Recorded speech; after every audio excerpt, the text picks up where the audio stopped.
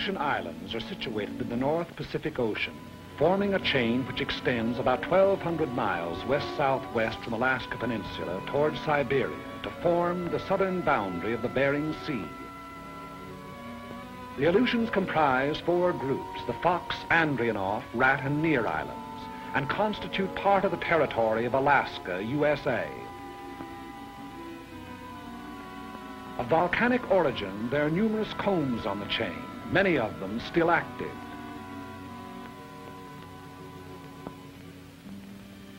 The coasts are rocky and surf-worn, rising immediately from the water in steep, bold mountains.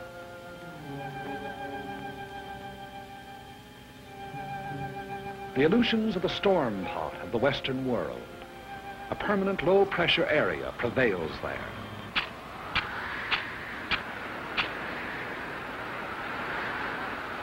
Cold air masses from the polar regions flow with a shearing effect against the warm, moisture-laden air masses over the Japanese current to form cyclonic disturbances.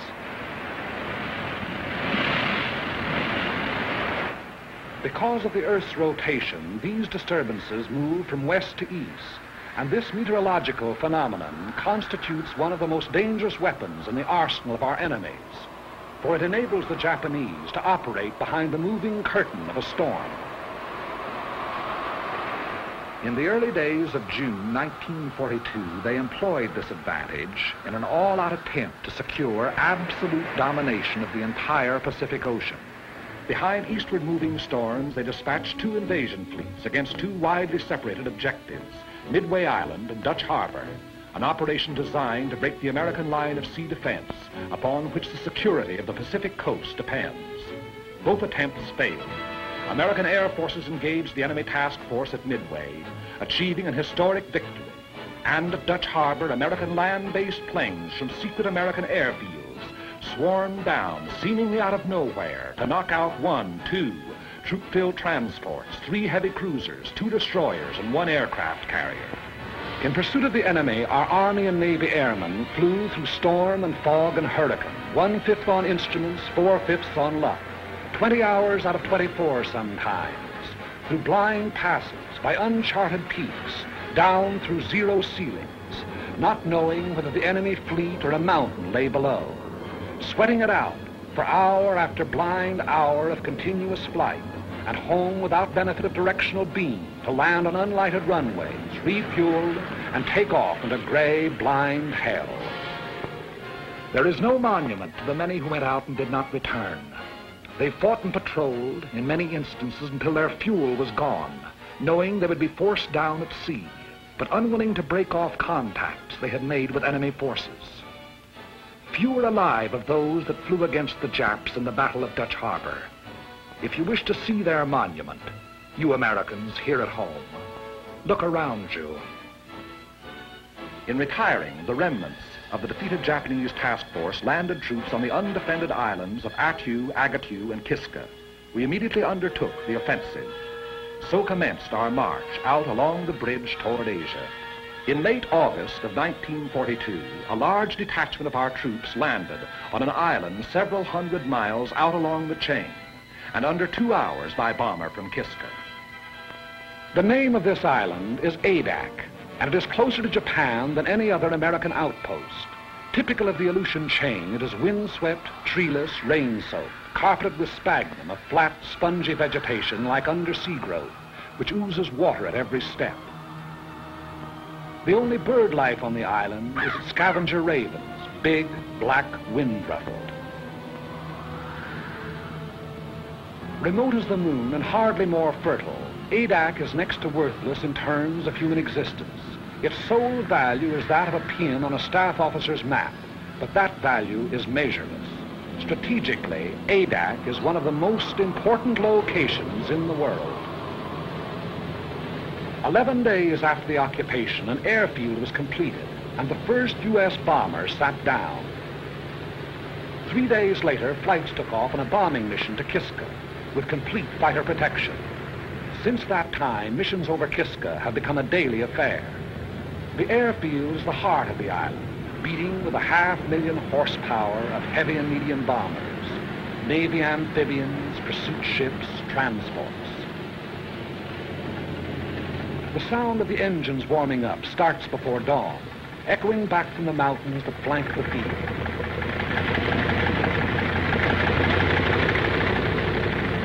Every day, weather permitting, the bombers take off on at least one mission.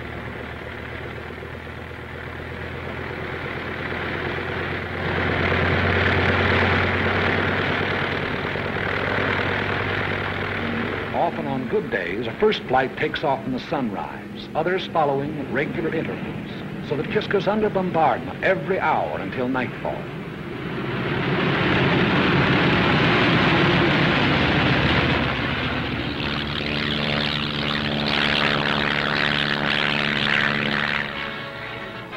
Equal in importance to the airfield, and without which the airfield could not exist, is Adak's excellent harbor.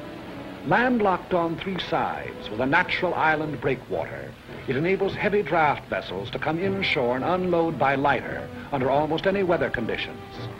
If the airfield is the heart of Adak, the harbor is its hungry mouth. Its demands are ever on the increase. By day and by night, freighters, tankers, transports deposit munitions, supplies, men upon the beach. Standing guard over all the defense installations, coastal batteries, anti-aircraft emplacements, machine gun posts. There is nothing vulnerable about Adak any longer.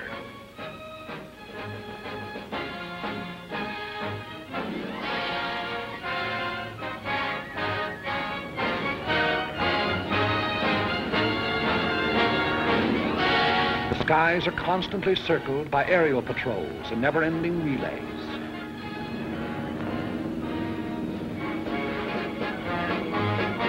PT boats, those seagoing-in fighters, stand by in readiness for a surprise landing attempt.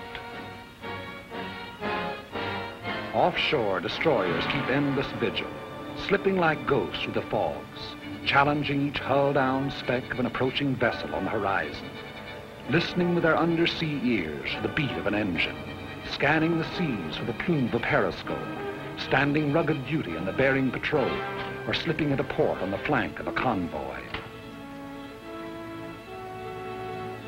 Although the sea lanes to Adak are constantly traveled by convoys, and contact with enemy submarines is a daily occurrence, sinkings in these waters have been few and far between. Contact with an enemy submarine may continue on and off for hours, during which the undersea craft maneuvers for position to attack, venturing within the radius of the convoy's undersea detectors, only to crash dive, then kill engines and lie silent on the bottom as our destroyers bear down and release depth charges.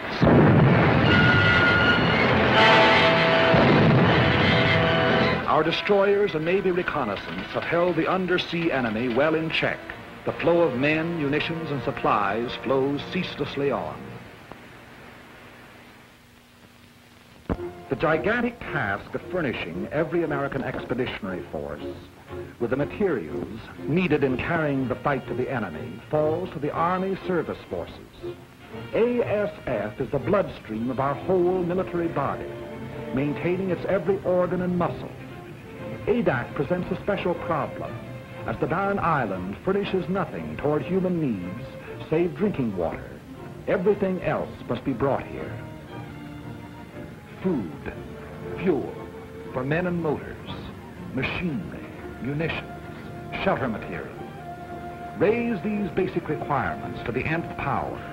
Add parts and replacements for everything from Caterpillar tractors to can openers, plus the operations of estimating, purchasing, assembling, transporting, delivering, and it becomes apparent why the job of supplying a military force is now dignified by a $12 word like logistics.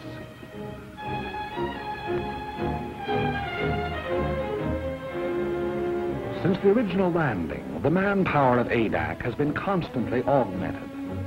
Where before it was hundreds, now it is thousands. Troops arrive after a voyage that may take anywhere from a week to a month, depending on the sea route. But it took more than a single month to land them here. The months of training that toughened them to rigors of wind and weather. that taught them to handle their weapons, that made them into soldiers. Add those months to the period of the voyage from the States.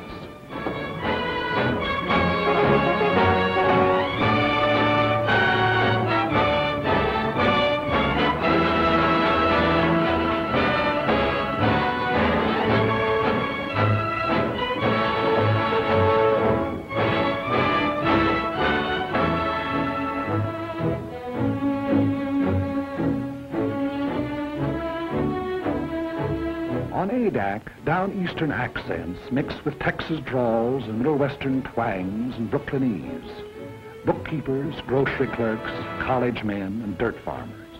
That is, of course, ex-dirt farmers, ex-bookkeepers, ex-college men. Soldiers now, as though all their lives they'd been nothing but.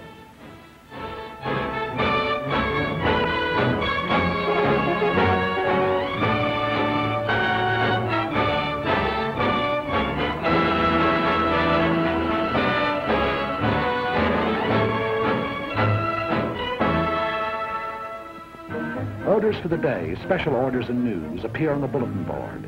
Since newspapers and magazines are usually from a month to 3 months out of date, these radioed news flashes are the only means by which the soldier knows what's going on outside. No fresh meat, no green vegetables, powdered eggs, tinned bully beef, potatoes, canned tomatoes, peanut butter, canned fruit, and coffee make up the basic diet.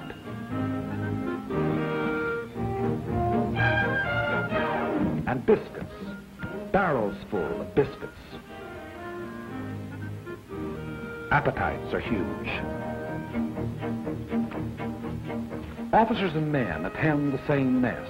As often as not, an officer doesn't display the insignia of his rank. The salute is reserved for rare occasions, but discipline does not suffer. Customary military formality is relaxed, plain, simple necessity taking its place.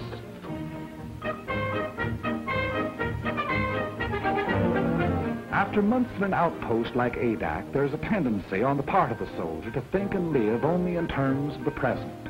That faraway world from which he came begins to seem like a dream to him. A letter in his hand is proof of the reality of that world, of Saturday night dances, jalopies and ice cream sodas, of sport pages, and shaving in the same mirror with the old man. A letter means more than his paycheck to the soldier. If he happens to be in the Air Corps, he'd gladly make an extra flight over Kiska for one more letter.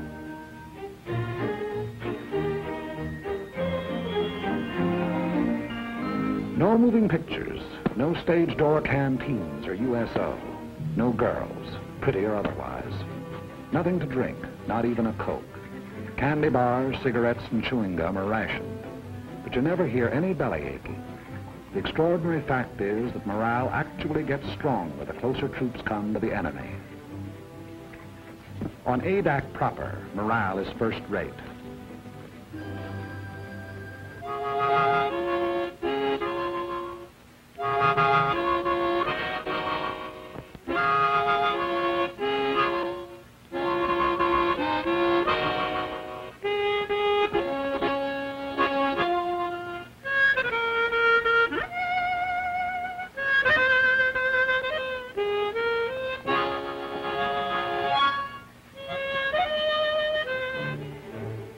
The site of the airfield was originally a shallow tidal lagoon. Army engineers diked up its inlet and drained off its waters by means of a channel to the sea. It was their resourcefulness in exploiting a natural formation which made possible the completion of the field in 10 days and 11 nights, for the work never ceased. Bulldozers shifted thousands of tons of the lava ash which composed the bed of the lagoon. Not a new gain to the Corps that built the Panama Canal.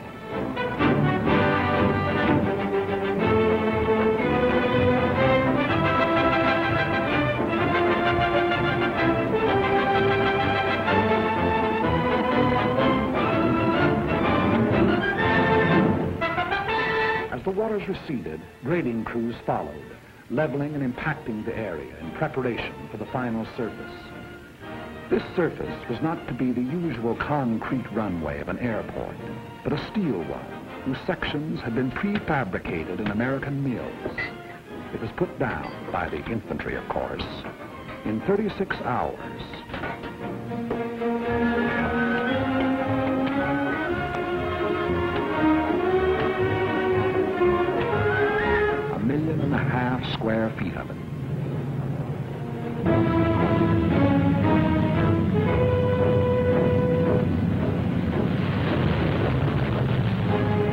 From then on, only the severest weather kept our planes grounded. Local storms materialize, deluge the island, and pass on or dissipate, all within a few short minutes. It's a land of cloudbursts and rainbows. If you don't like the weather, wait a minute, the soldier says. Everything the weatherman has to offer may be had in a single day. Downpours, hurricane winds, hail, snow, fog, sleet, and sunshine. It is not so much bad weather as changing weather that makes flying hazardous to the uninitiated there. A new pilot must learn to side-slip through local squalls and sit her down in a field rimmed by mountains and under a half-foot of water.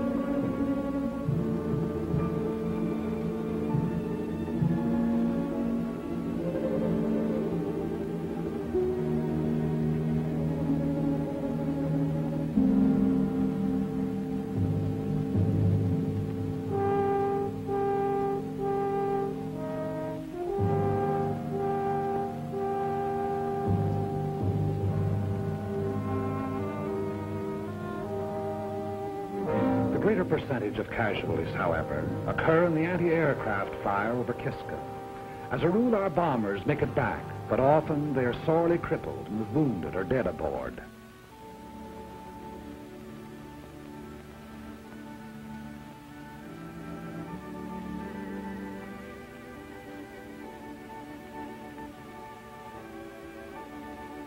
In my father's house are many mansions. If it were not so, I would have told you. I go to prepare a place for you, and if I go and prepare a place for you, I will come again and receive you unto myself. And where I am, there ye may be also. And whither I go, ye know, and the way ye know.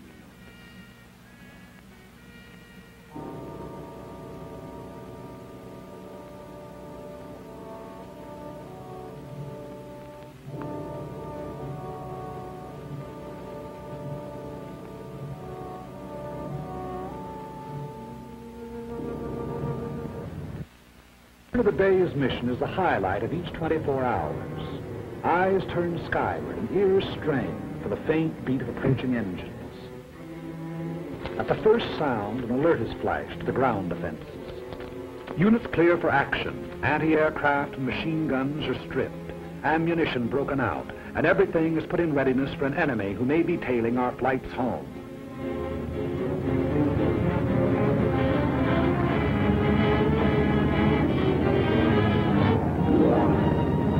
Bombers went out, and 6 are coming back.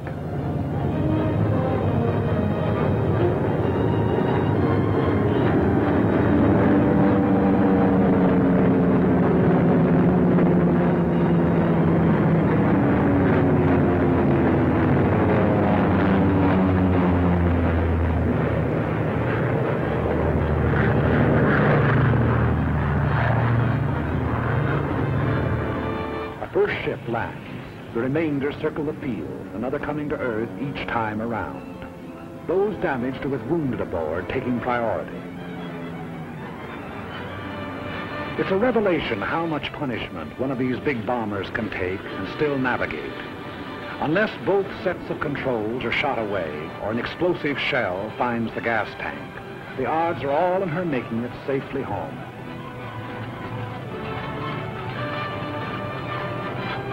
Anyone who's been over will tell you that the most wonderful ride in the world is the ride back from Kiska.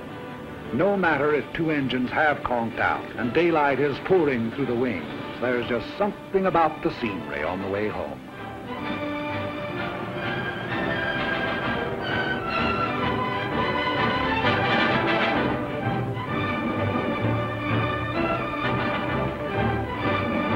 Crews proceed to the field operations tent of the Bomber Command, where they will be questioned as to results and observations.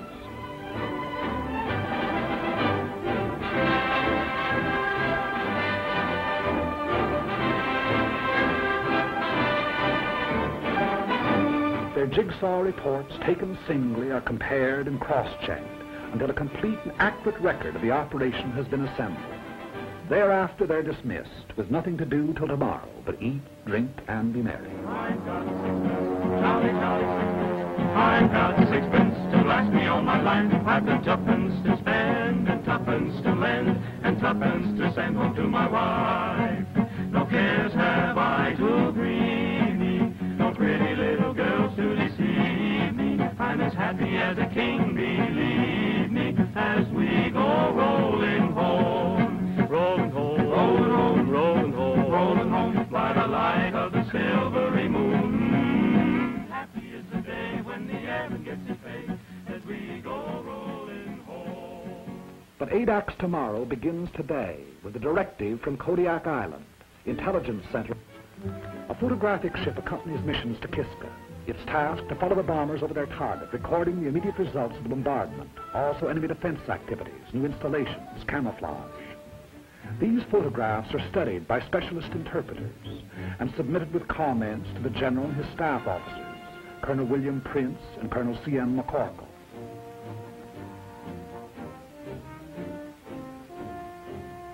Here is Kiska, her camp area, with its steel huts, her hangars, her underground railway, her gun installations.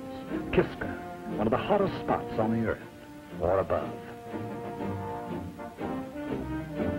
The main objectives in any mission from ADAC are the destruction of enemy shipping en route to Kiska, destruction of installations on the island, harassing of enemy personnel. When the broader aspects of the operation have been decided upon, the senior officers of the bomber and fighter units work out its details. Among considerations in planning a mission are the type of aircraft to be employed, the weight and type of bombs, the time, altitude, and direction of the attack. All of these are interrelated, a change of one influencing all the others. The overall determining factor is weather. For this reason, the Navy meteorologist plots his charts up to the very time of takeoff. A change of weather at the last moment may mean a complete revision of tomorrow's plans. Tomorrow is Sunday.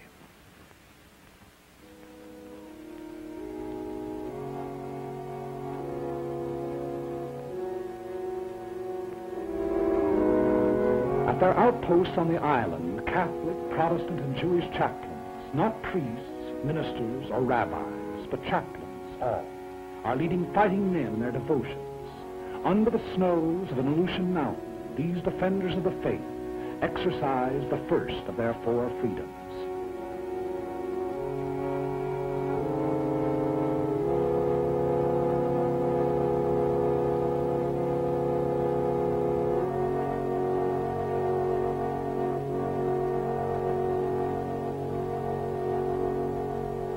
But so far as the business of war is concerned, Sunday on ADAC is like any other day. There's a mission going out at 13 o'clock. Bombs must be brought down to the field from their camouflage dumps.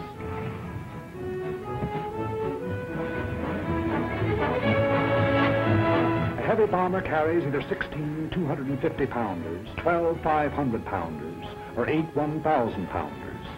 The size of the bomb to be employed depends upon the nature of the target. Since if the target is small, there's a better chance of hitting it with a salvo of 250-pounders than with a single large bomb. On the other hand, in congested areas, such as the campsite at Kiska, a blockbuster comes into its own. Tail pins and fuses are put on directly before the assembled bomb is hoisted into the bomb bay. When the time comes, bombs can be released either individually, in sticks, or in salvos. Belts of ammunition are brought to machine guns and threaded into receivers ready for firing. The rounds are put onto the belts in successions of threes, red-tipped tracers, yellow incendiaries, and black regulations. Each moving part of each gun has been tended with watchmaker's care, and every belt of ammunition is cleaned, oiled, and checked before the takeoff.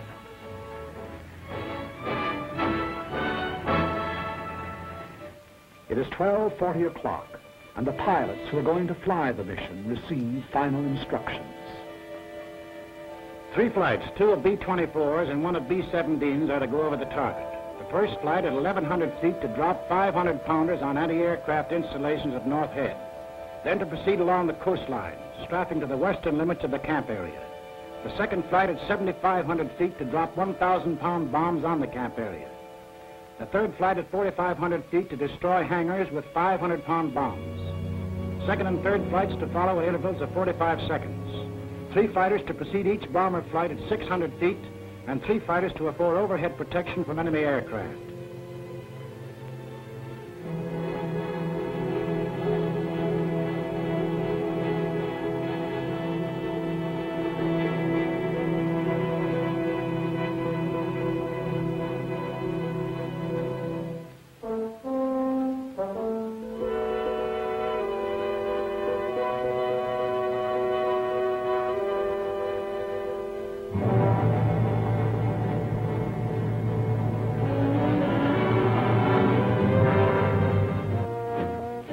Begin to assemble around the ships, awaiting the appearance of their officers.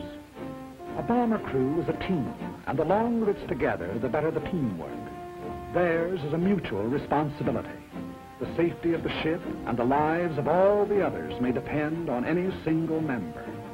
Trust, respect are implicit in such a relationship if it is to endure. Maybe in the beginning you don't like the color of a guy's hair, but if he's all there at his job, you'll get to like it fine. Enlisted men eat, sleep, fly together. Their voices on the intercom become familiar, easy to understand, and understanding is vital. Every gunner knows the quality of every other's marksmanship and courage. The navigator can plot a 1,000-mile course over open sea and make a landfall. 8 men can testify. Trust and respect for the bombardier, the radio operator, the engineer, co-pilot, and trust and respect for the ship they fly. A monument ought to be put up to that pre-war fraternity of high school speed maniacs, for out of their ranks, our fighter pilots are largely drawn. They bring to their hazardous undertakings split-second judgment, inspiration, daring.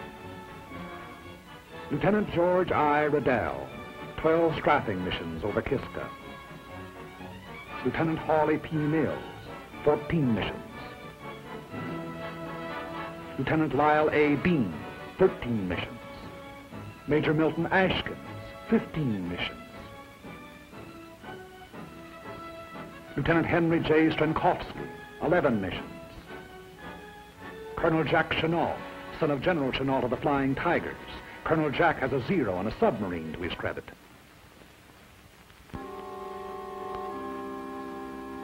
A last-minute weather observation is made. The word is given to go. It's good luck and over the hill.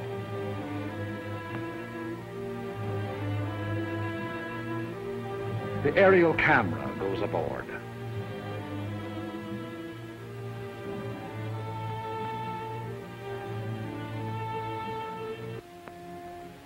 The bomber pilot informs his crew the exact part their ship is to play in the mission.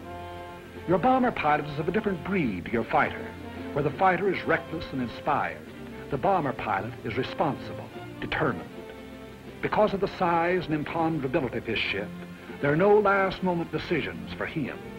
And besides the big, intricate, costly piece of machinery that a heavy bomber is, he has the lives of 6 or 8 others to think about. 100 men, 9 bombers, 12 fighters, are setting out to attack and immobilize 10,000 men behind naval and military defenses. This is the significance of aerial supremacy. But behind this supremacy lies the enormous system which makes it possible for the ships to take off. ASF, Naval Convoy, Army Air Transport, the Corps of Engineers, Army and Navy intelligence, Signal Corps, Ordnance, and ground forces. These have done their part for today. The stage is set. Rehearsals are over. The actors are ready. The curtain is going up. But this is no make-believe drama. They will be playing for keeps.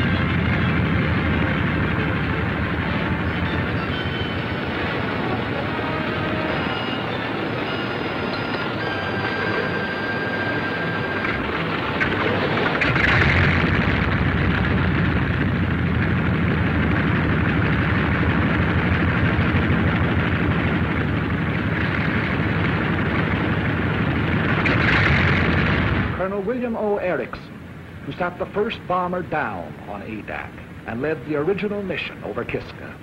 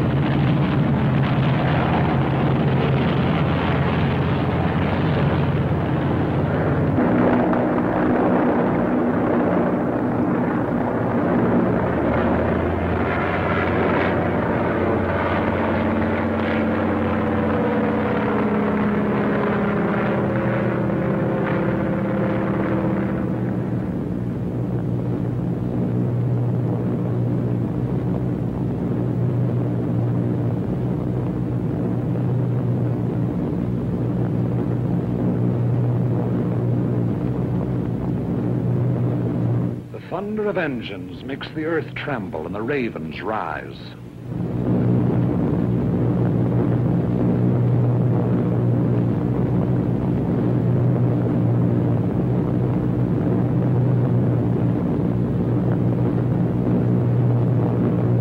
The echelon proceeds toward Kiska.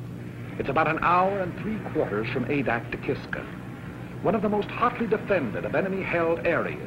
Kiska is also one of the most strongly fortified. The Japs have dug in like so many moles. An estimated force of 10,000 goes underground at the sound of our approaching engines. We cannot, by air attack, hope to annihilate We can only harass the force on Kiska, cripple the island's defenses, keep the enemy from adding to its resources, while we build our own fighting strength to the day and the hour when we shall undertake a landing operation.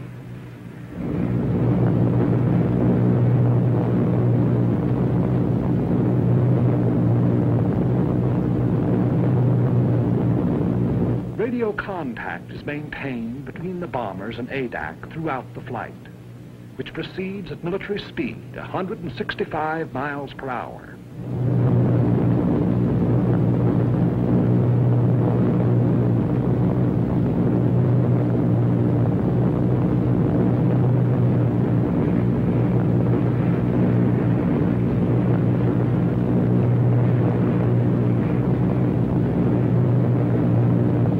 During the first part of the journey, the waist guns are swung into position, turret mechanisms tested, and trial rounds fired.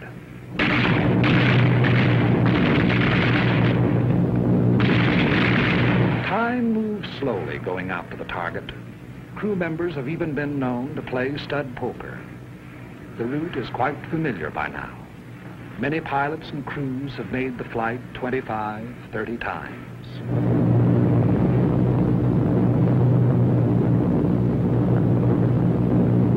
Along about the time Amchitka is sighted, they begin to look out for enemy planes. The men whose regular job it is say no matter how often a fellow's gone over, he always feels funny up there over Kiska. At a signal from the squadron leader, the pilots will open throttle, and the planes will go into the bombing run.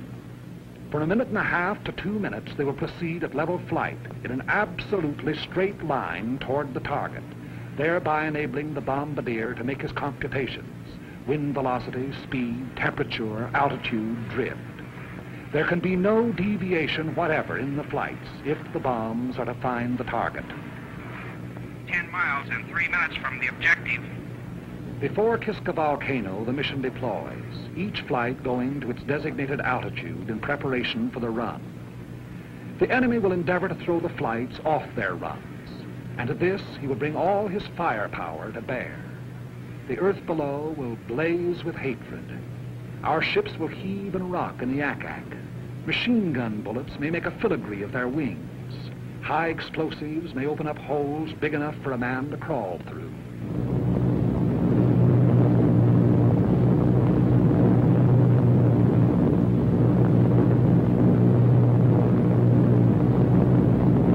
Little Kiska, outer defense of Kiska Harbor.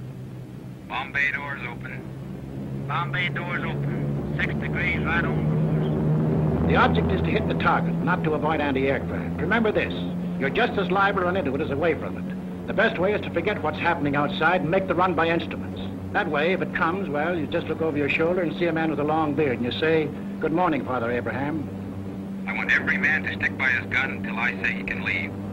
Use every round of ammunition on this ship. Fire straight at the gun flashes until they stop. If we're hit and have to bail out, there'll be plenty of Navy around to pick us up. Okay, shall we give it to them?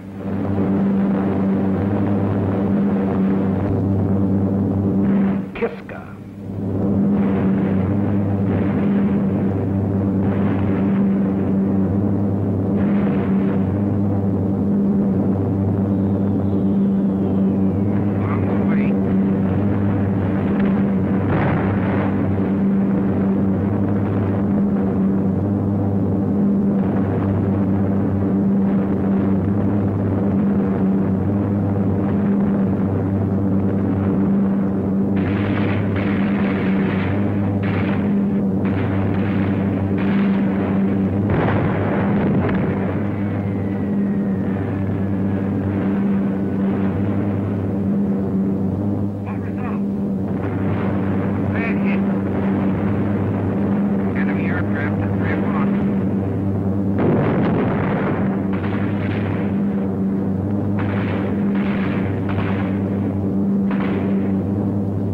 Flight, low altitude.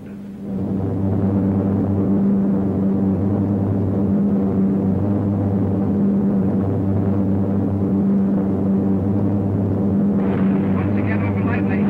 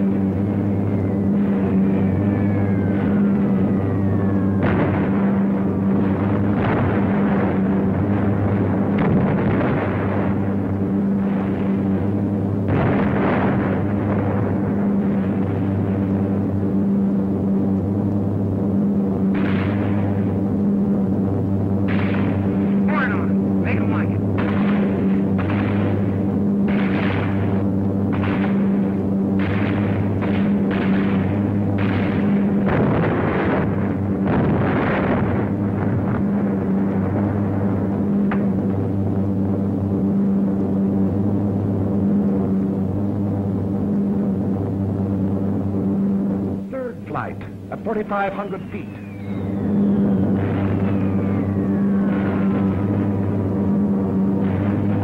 Bombs away.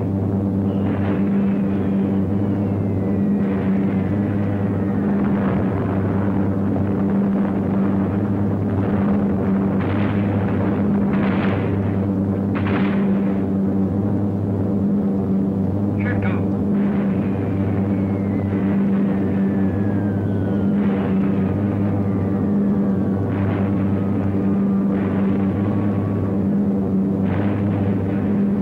Bombs away.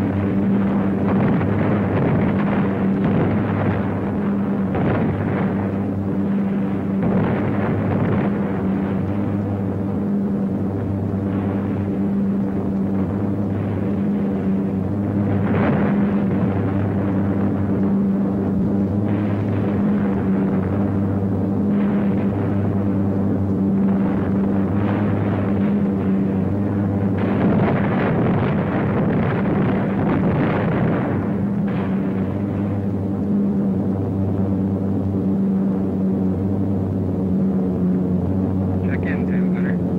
Okay. Waist gunner. Okay. Radio man. Okay. Talk turret. I got a slug in more, but I'm okay. Belly turret.